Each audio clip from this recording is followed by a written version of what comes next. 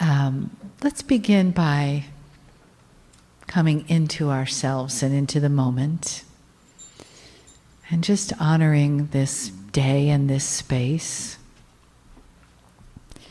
And take a nice full breath in through the nose. And let yourself sink into the chair. Another breath in.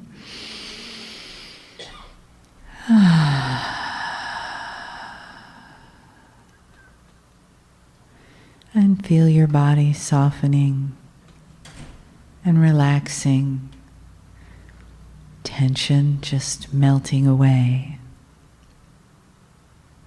And one more breath in.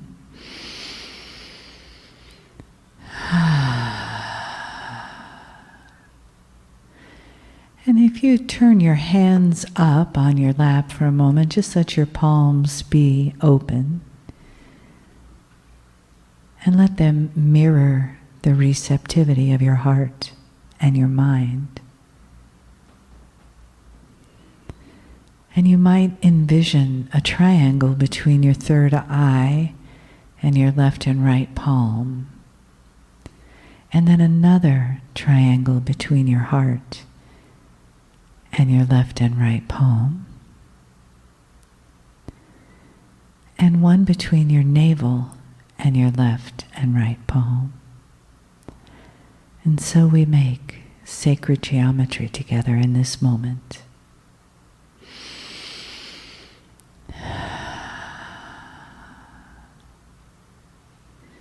Bringing in through the crown of the head the beautiful golden light of the divine.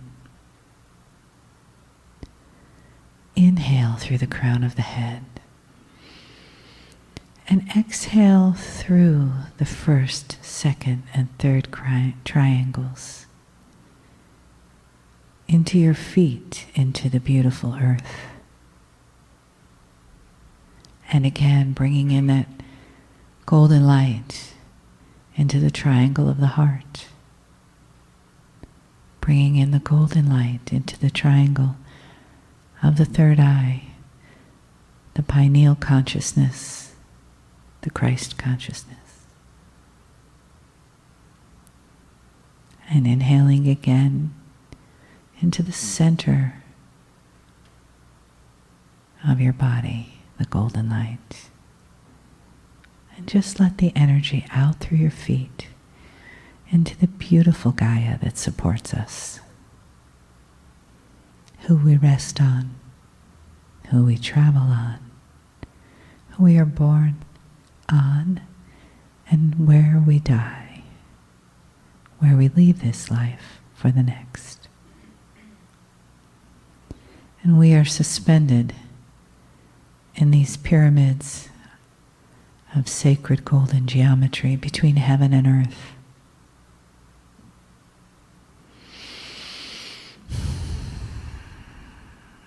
Feeling the life force and the heaven force as it vibrates through us, tuning us, healing us, helping us with our new story, our new inner creation story.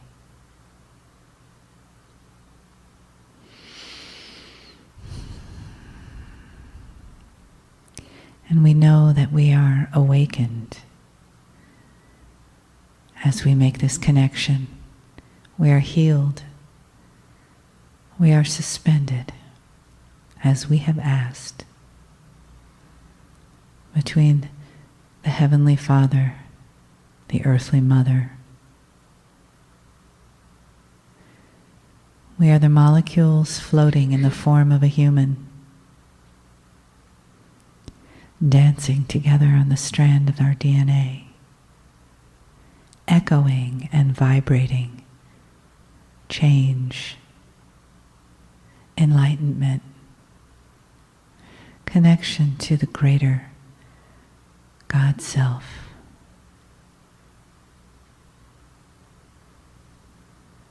Each one of these triangles represents connection.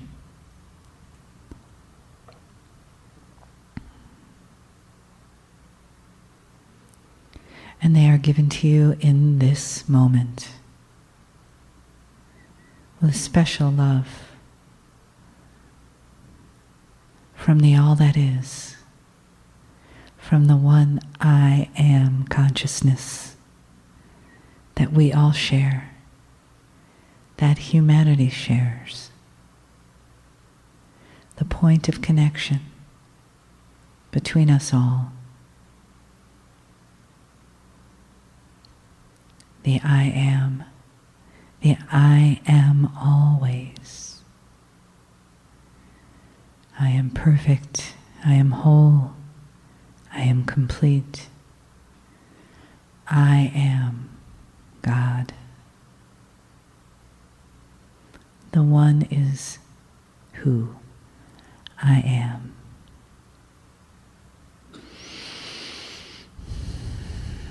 And just bring that knowing deeper into yourself. Let your humanity accept it. Let your humanity accept what your divinity already knows. And let them meld, as you are here to do, into one beautiful, vibrating, vibrant being.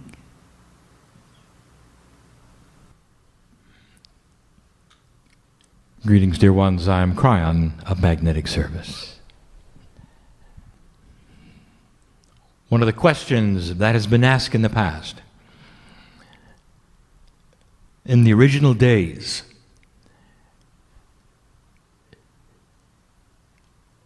when my partner and I first connected, what was the reason you came? And if you have not heard this before, dear ones, it's important you know. For the potential consciousness that humanity was heading in was going to rewrite the history and rewrite the potential of history and change the prophets of history of everything that would follow.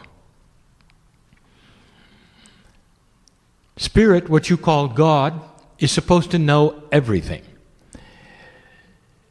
But Spirit, which you call God, does not know what you're going to do in free choice. And that is why you have called this a test. And it's not a test of your humanism, and it's not a test of your soul, and it's not a judgmental thing. It's a test of the planet. And you are a part of that. Consider yourselves those in expression in white coats, performing the experiment with the consciousness that you come in with and the complexities that you develop over time. If left alone without the knowledge of who you are, what would happen on the planet? For you to go into 3D and stay there, where would it go? Where would the vibration of this earth go with humanity if you didn't know what I know? And so it's the test of the consciousness of earth, of you, and it's a fair one. And it's what you do. And I arrived because of what you did. And there were many like me. And I wouldn't have come otherwise. But the potentials of the change before you we have seen before. And in the last 24 years, all of the information given in love, never conflicting, were to alert you to what you're doing now.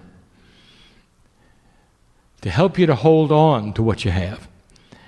To give you hope that there was purpose and an answer to the puzzle. And that's why we're here. And that is why we remain here. For you start to plant the seeds, and as you watch them grow, again, the energy will start shifting. And these are metaphors as what is going to follow, about the true essence of God as exemplified within the human being. The only way you can see God on earth is through humans. And you knew that. And so it is in your revelations as old souls and light workers that carry the visualization and activation of the perception of the divine. It's up to you. And so what follows, not very long, but profound, is yet another parable, and the first one given in the new energy after 2012. The parable is not that unique in the fact that the parable meanings are almost always the same, but given in a different perspective and circumstance. I want my partner to go slow, for we have a lot to say. And in the saying, there will be reflection. That is to say, you will see yourselves. This particular parable will not be sequestered to the ears in this room, but thousands will hear it and understand. And so we begin. The subject of all the Kryon parables often is a man, but not really. We refer to him as woe, but he is both male and female, for he is a woe man. And in this, we do not wish to genderize the human, but since you do automatically, we will call him a he. This is the story of woe and his box of belief. And it's a story for the times. And it's filled with purpose and honor. In lesson, realization, and awakening. And I want you to hear it correctly. Humans love stories, and so let us begin. Woe as a child grew up in a very loving family. And his mother and father took him to that which you would call an organized spiritual system of belief. Woe was exposed to this at a very early age, and it became his belief. And through his growing years, he learned more and more about it. And through his growing years, he learned to enjoy it. So that by the time Woe was an adult, he was fully invested in this belief. And we call it a belief box because it was restrained. That is to say, there was structure around it. In this belief box, the structure honored God. The structure is often necessary for humanity to create a system where things make sense for them. And it did in his box of belief. His father told him early on that there were rules around God. And Woe saw the sense of it. It made sense to Woe because it was just exactly as he would expect around himself and his friends. He was told many things. There was doctrine that would outline the rules that would please God and displease God. There were guiding emotions around what was and was not appropriate in life. There were rules to live by which made sense, that had integrity and honesty. And Woe accepted all of them slowly. Woe carried Scripture with him. Scripture from the prophets and from the prophets' prophets that were guiding lights in his life, and they made sense to him. He carried a pocket version of them with him all the time, so he would then remember what they had to say. In his worship time, he would select a master and pray to him. Woe was very pleased with his box of belief, and those around were also pleased with Woe. But the box had its limits. They weren't limits to Woe, but they were boundaries. His father had told Woe, be careful who you associate with. Because if they are not in our box of belief, that is to say, if they are not believers, then they can only be non-believers. And if they are non-believers, they have the ability to taint you, to affect you. They may even take you out of your belief system, and they are dangerous. And Woe always wondered who these were. As a child, he never saw them. All he saw was his playmates. But as he grew, he understood what his father said. Eventually, Woe, who lived in the Midwest of the United States, in a small town, with farming parents, found his niche, what he wanted to do. Woe was a structured man. He loved numbers. And so he became what you would call a numbers specialist or a bookkeeper, working in a small business in the small town. A 50-minute drive every day took him into town from the farm he had grown. And that's where Woe met the ones that his father had warned him about. The associates that he worked around in the small cubicle office, surrounded by many men and women. And he realized they were different. And he was cautious and he was careful. And he didn't understand why they would want to say the things they had to say and take the name of God in vain. He didn't understand the promiscuity that he saw. He didn't understand the dishonor for God that he saw in the personalities. He didn't understand the drinking that went on. He didn't understand the things that were so obvious not of God and not in his box. And he would retreat to those of like mind and sit and worship and sing the songs that were so beautiful about the glory of God. He was taught about evil, and he was taught about a concept called sin.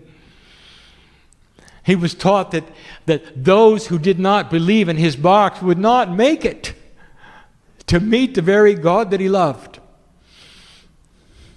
And it was reasonable thinking.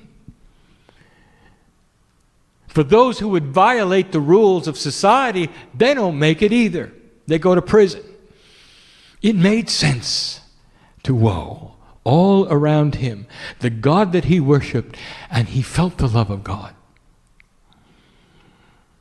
One time in the building that he worshiped in, there was a miraculous healing. He couldn't deny it. Beautiful it was. Someone he had known for a very long time with a disease that crippled them got up and walked and never had a chair again. It was the crippled chair. Amazing. And the leaders of this worship organization pointed to that and said, this is proof that our box is the right one. For we have God in our box. And then the admonition started to Woe, do not look at any other boxes of belief, because they don't have what we have. Their form of worship is incorrect according to our doctrine. And they would refer to the verses in the scripture as proof that they had the right God. And the other boxes were misled. Some of them might even be evil. And this was his life.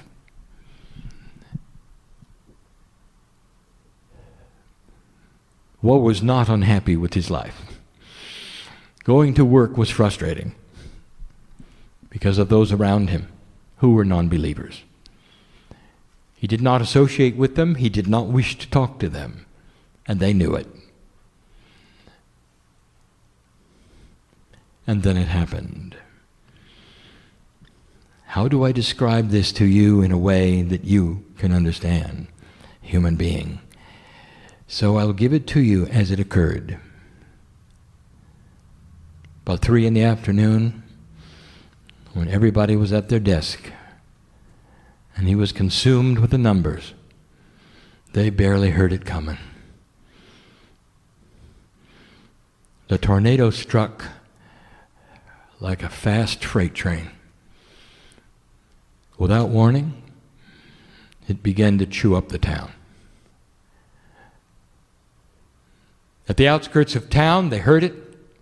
There was no time to do anything. It was so fast, so big. Woe can remember more than anything else the terrifying sound, the ear-splitting noise of crushing granite, splintering wood, glass bursting, people screaming. The lights were out, of course. The building began to collapse. So fast, all at once. He saw some of the office mates crushed before his eyes. He had barely time to get under his desk when the ceiling fell in and the floor opened up. And he began to cascade toward the ground. And then the lights went out and everything was quiet. And what happens next, dear human being, is the reality I want to talk about. And this may sound like a parable, but what happens next is real. But before I go there, I want to interrupt the parable right now with truth. How does God look at yo and woe? How does God look at woe? Does God see the box he's in and the prejudgment of other humans as wrong? And so here's what I want to tell you before we go any further. Woe found the love of God in his organization.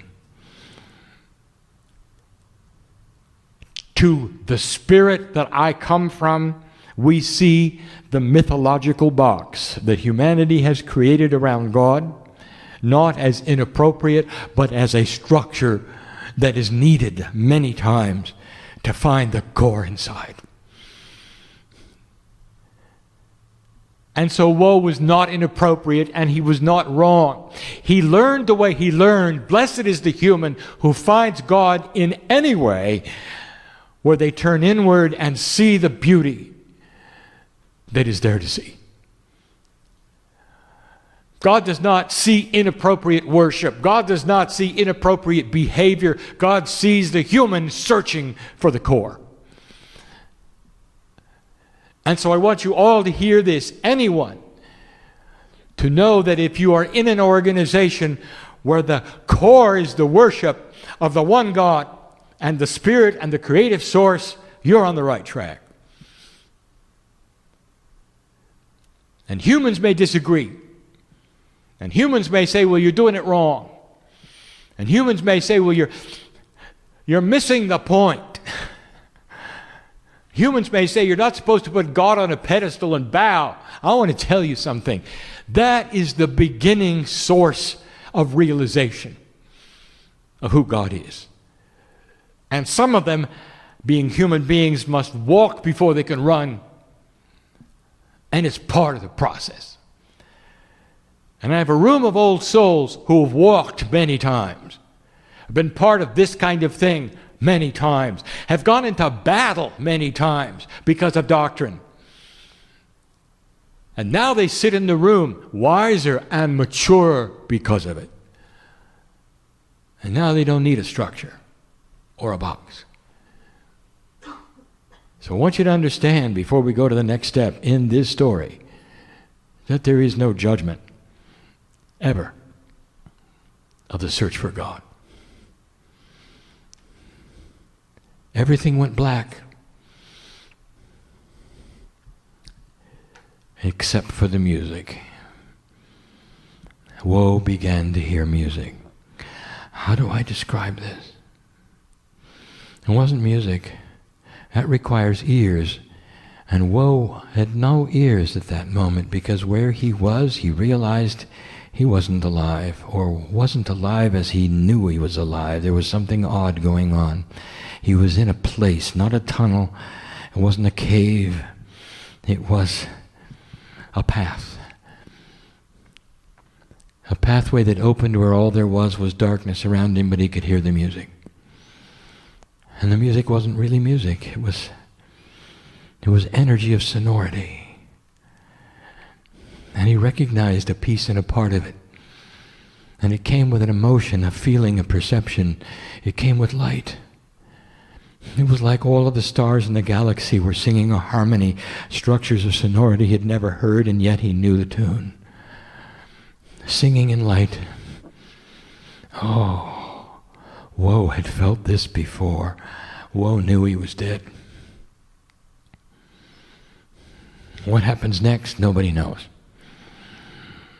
Everybody supposes it, but nobody really knows on the planet what happens next, and Woe was right there, and he wasn't afraid, because he knew, because of his box of belief, what to expect. At least he thought he did. He started noticing that he was being passed by other human forms. And the human forms were his office workers. But he was being passed by them, and he looked down and realized he was being held in place in this wind of transition by a silver cord. And he couldn't go any further. And the music continued, and he began to recognize it more and more. He saw ahead of him a beautiful, bright, golden white light. He saw that all those who were passing him were moving into that light, and he had it figured out. They're going to meet God. They had died with him. But why wasn't he moving forward? He strained at the silver cord with all of his might, if you can call it that, without having a body of some kind, just some kind of ethereal thing with arms and legs and a head. Hard to describe how it feels in that transition, in that wind moving from the corporeal self to the spiritual self. Woe was in that wind of transition, held by a silver cord, watching as others passed him, moving into the light. The music became stronger, not louder, but stronger, invading almost every cell of his etheric body that was becoming less and less corporeal and more transparent. Woe was in the wind of transition, but he was stuck by the silver cord. And then he noticed something. Every single human form that was passing him glowed in an odd way. Inside each one of them, there was a glowing object with a pattern. A pattern that he recognized, and yet he didn't recognize. It wasn't a symbol, it wasn't a number, it was a pattern. A beautiful light pattern inside every single one of them. And everyone had one. The light at the end of this seeming tunnel, which was not a tunnel at all, was growing brighter. He was not getting any closer to it, but it was growing brighter. He could hear or feel or perceive the music now, and he knew what it was. It was the constant, continuous music of the love of God, a patterning at a soul level that sung the song of compassion, the song of home, the song of oneness that he knew so well. Where did this come from? How did he recognize it? And they continued to pass him. It seemed like hundreds had been killed in the tornado. They were all on the same path, going through this transition, and they all had the same glowing essence, with the same pattern. And as the bright light before him opened up, he saw it. It was the same essence with the same pattern. They were all pieces of the pattern. Woe was consumed with curiosity as a numbers man. At the same time, he was emotion of not knowing why he could not proceed.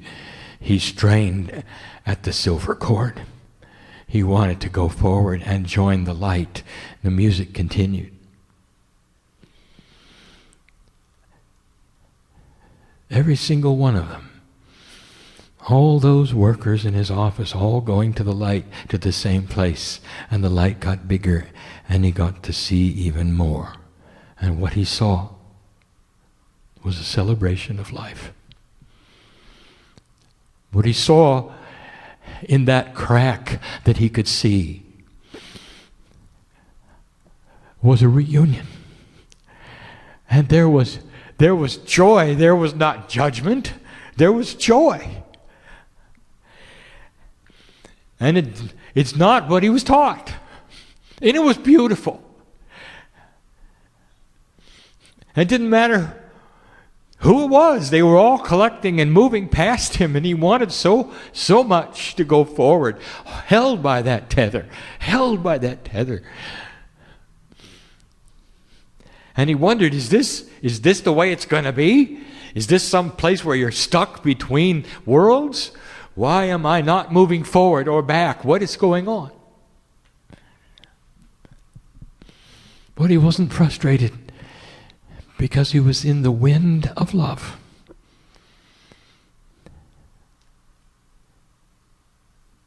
Woe awoke in the hospital, surrounded by his family, and realized what had happened. He had been in a coma. Now we stop the parable again to explain that Woe had just had what has been called by humanity as an NDE, a near-death experience. We rename that, by the way, NLE, near-life experience. No one comes back from an NDE and recovers. They come back changed. No human can go into the wind of transition, even temporarily, without being affected at the corporeal essence level. Something happens to them. It's difficult to explain, but when you're in the wind of transition, you're changed. And the longer you're in the wind, the more changes occur. The very essence of your awakened spirit expands. It's like every moment in the wind is like another lifetime of wisdom that you live and you see. And Woe came back and opened his eyes, and the family stood around him, and he knew instantly he was alive, but that he had witnessed something extremely real. And he looked around, and he had a new gift. For every single corporeal family human member standing around the bed had a glowing essence with a pattern. He was able to see God in everyone. They celebrated his life, and eventually he healed. And the first time he got up and went into the room with a mirror, he saw it in himself.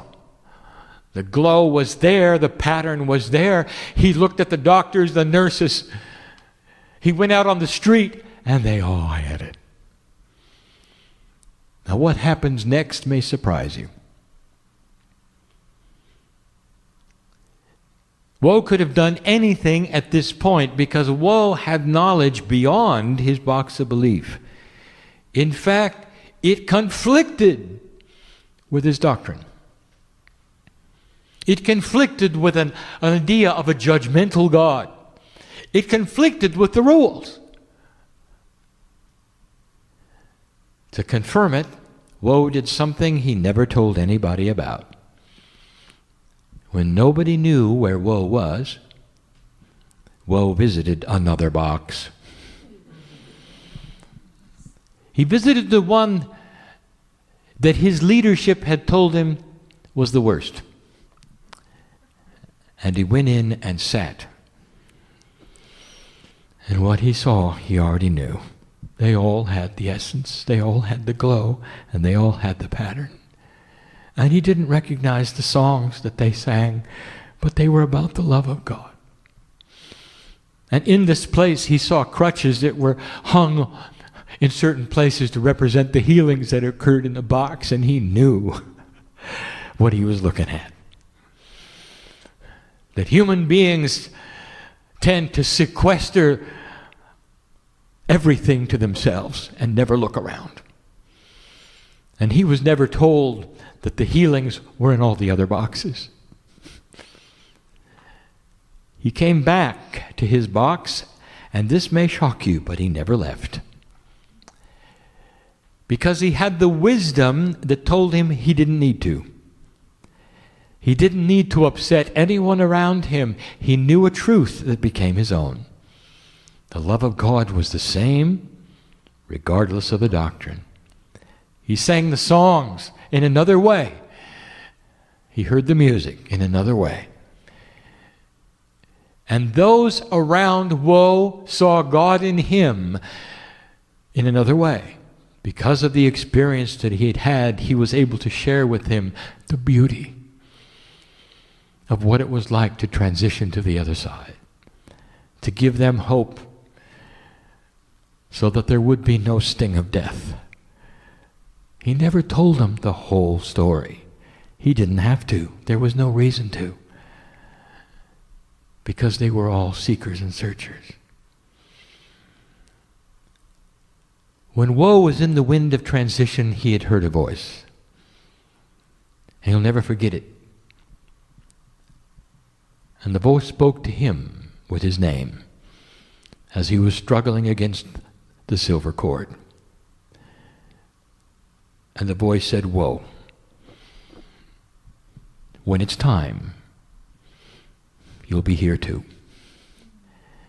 Until then, celebrate the majesty of what you've seen in every cell.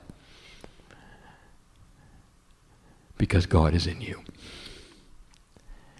And this is what he carried. And there was no instruction from the light to go back and evangelize it. And there was no instruction about telling everybody they were wrong. And there was no instruction to change anything but himself. And he lived his life in that fashion. He never upset the apple cart for those around him. He only showed God in himself.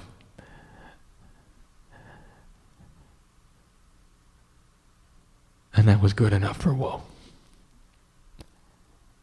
And we could end the parable by telling you there was a day that Woe experienced the wind of transition without the cord. But we're not going to tell you that.